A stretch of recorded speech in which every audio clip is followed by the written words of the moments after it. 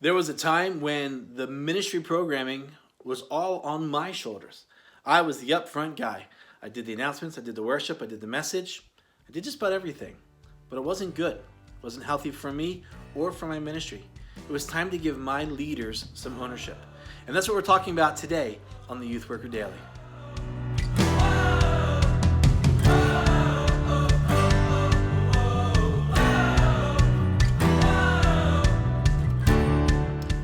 Hello friends, and welcome back to another episode of the Youth Worker Daily, where we hope to encourage youth workers just like you with tools, tips, resources, and helps so that you thrive in your ministry. My name is Jay Hyam, and all week long we have been talking about what it looks like for us to care for our leaders. What's it like for us to love on our leaders and to do well, just to prepare them and be friends with them and have relationship with them. So far we've talked about what it looks like for us to pray for our leaders. We've talked about the importance of getting to know our leaders. And yesterday we looked at the topic of having fun with our leaders. Today, it's all about ownership. And as I said in the opening piece there, yes, there was a time when I ran our youth ministry. And I had leaders, but they were young and they were new and they weren't well experienced in youth ministry. In fact, to be honest, neither was I. I was a 20-something-year-old kid who was figuring things out as I went. And if it were not for the wisdom of guys like Doug Fields and Mike Yaconelli and Tick Long and Marco and all those other guys that influenced me in those early years, I don't know where I would be in youth ministry. But all of those years and that time spent as a young 20-something youth worker, one of the things that really I had to learn quickly was to allow my leaders to have ownership. Now, yes, any one of us can run the program. We can be the upfront guy. We can be the announcement guy.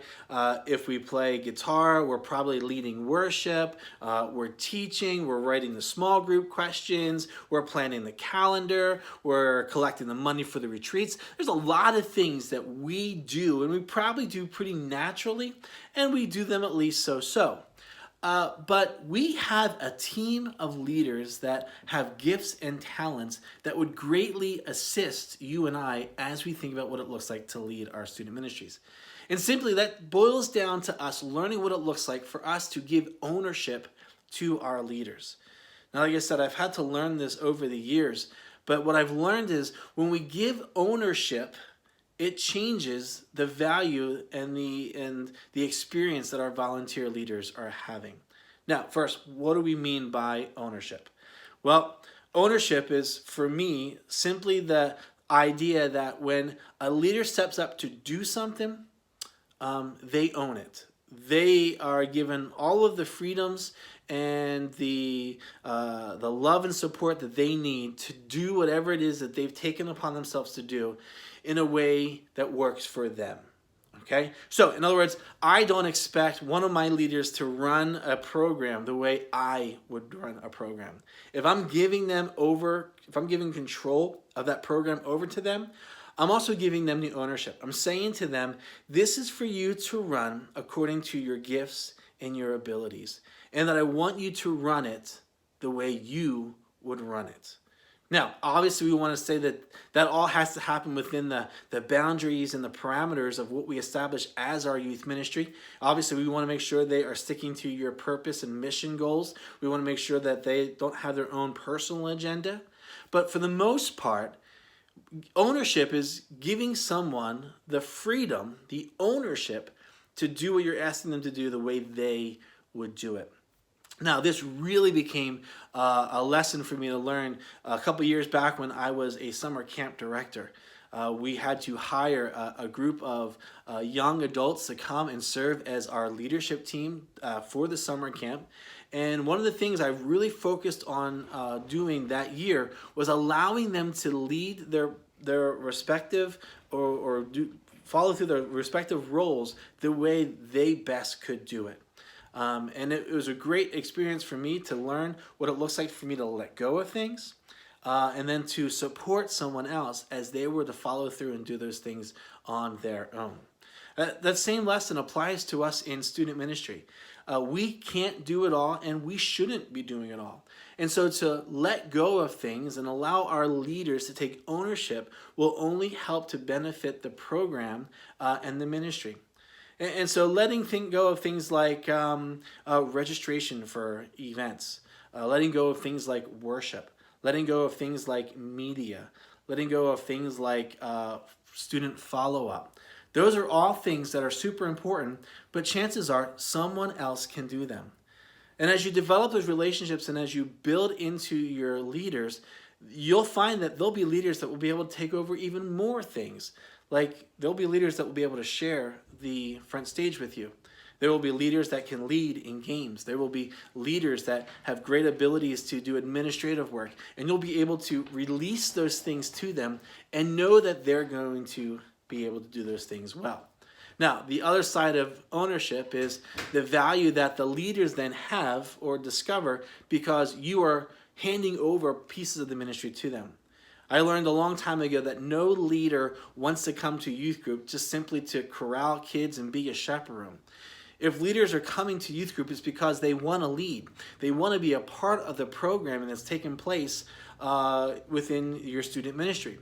And so giving them ownership and allowing them to actually take leadership roles in the things that are happening around the youth ministry only goes to help build their confidence and for them to know their role within the student ministry. I've seen leaders take that role and literally explode and become dynamic leaders working with students. To the point that when I left one church, it was fun to go back to see my leaders had taken so much ownership of the program. They were running the program better without me than what it was when I was there. And that's all because I chose to allow them to exercise their gifts and talents and become owners of the ministry. Ownership is a tough thing. I will tell you, I am one that kind of likes to have things happen in a certain way. And so one of the big things I've had to learn when I give ownership away is that it's no longer about how I would do it, but at how someone else does it. And I can tell you, it's not an easy struggle to separate yourself out from that. But here's the thing I keep reminding myself of. When I make it all about the way I want it, the way I think it should be, well, then I realized that my ministry is all about me. And really, it's not about me. It's about Jesus, and it's about what Jesus is doing in the lives of our students. And just like he chose 12 men to follow him and to do ministry after him, I'm recruiting leaders to do ministry for me, with me, and maybe even after me. And so by giving ownership, not only am I giving them the value that they need, not only am I giving them the opportunity for them to serve, but I'm also learning myself what it looks like for me to develop leaders, equip leaders, and then commission leaders. And hey, when you can do that, that's a pretty exciting thing to be a part of. What about you? How are you giving ownership to your leaders? What ways, what roles do you use or do you give out so that leaders become part of your ministry and not just simply chaperones? I'd love to hear your ideas and the roles that you use your leaders in. You can leave them in the comments below, or you can go over to our website and email me. You just simply go to theyouthworkerdaily.com and let me know how you are giving ownership to your leaders. As always, we want to invite you to follow us on social media. We are updating on a regular basis, sharing some of the things that we're producing and creating, along with the great ideas that we come across from other youth workers just like you. So for as much as we're posting, we're also looking at what you're posting. And when we see something really cool and exciting, we're going to share that with everybody else. So make sure you're following us. Facebook, Twitter, Instagram. We want to see you there. Guys, that's going to do it for us today. Come back. We have one more episode of what it looks like for us to love on leaders, and we'll tackle that one next time, right here on the Youth Worker Daily.